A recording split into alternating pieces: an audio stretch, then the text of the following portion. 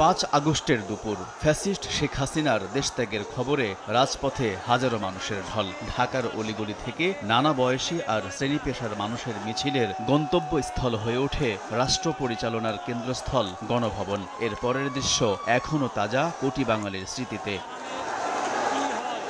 হাতে লাল সবুজের পতাকা উড়িয়ে সেদিন মানুষের ঢলে ছিল নতুন সব স্লোগান। ছিল দ্বিতীয় স্বাধীনতা লাভের কথা, যে স্বাধীনতা পেতে রাজপথে ঝরে হাজারো ছাত্র জনতার তাজা প্রাণ। নতুন বাংলাদেশের ইতিহাসে যা ঠাঁই পেয়েছে জুলাই বিপ্লব নামে। ঘটনার শুরু জুলাইয়ের প্রথম সপ্তাহে।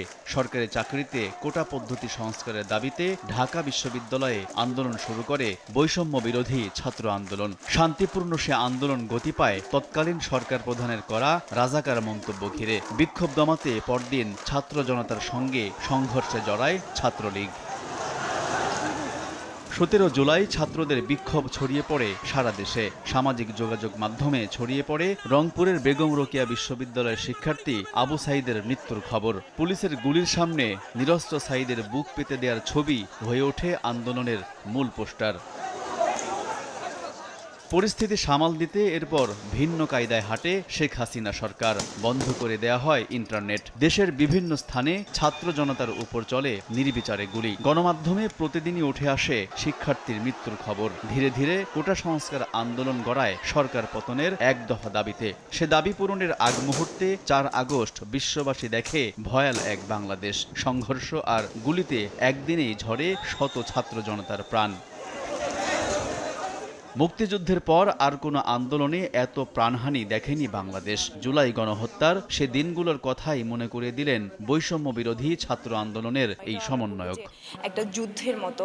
তো আমরা ওই সময়টাতে একদম নিরলসভাবে দিন রাত হচ্ছে আমরা নাওয়া খাওয়া ভুলে গিয়ে আমরা আমাদের রাজপথে আমরা থেকেছি। 15 বছরের যে ফ্যাসিজম যেটা ছিল সেটাকে হটানো কিন্তু আসলে কোনো সহজ কাজ না, যেটা আমরা করতে পেরেছি। এত প্রাণের বিনিময়ে পাওয়া স্বৈরাচার মুক্ত বাংলাদেশ নিয়ে এখন গণমানুষের প্রত্যাশারও যেন শেষ নেই। সে কাতারে আছেন আন্দোলনের সমন্বয়করাও। বাড়তি মনোযোগ দিলেন রাষ্ট্র ব্যবস্থার সংস্কারে। দাবি জানালেন জুলাই গণহত্যার যথাযথ বিচারের। আমরা শুধুমাত্র মানুষের পরিবর্তন চাই না, আমরা সিস্টেমের পরিবর্তন চাই, এবং এই সিস্টেমটা পরিবর্তন করার মাধ্যমেই আমরা চাই যে বাংলাদেশের মানুষের যে অধিকার, মানুষের যে চাওয়া পাওয়া, সেই জিনিসগুলো পূর্ণ হোক। রেজিম যে সৃষ্টি করেছিল, যে সংস্কৃতি তৈরি করেছিলাম, আমরা সেটার মূলে কুঠারাঘাত আনতে চাই।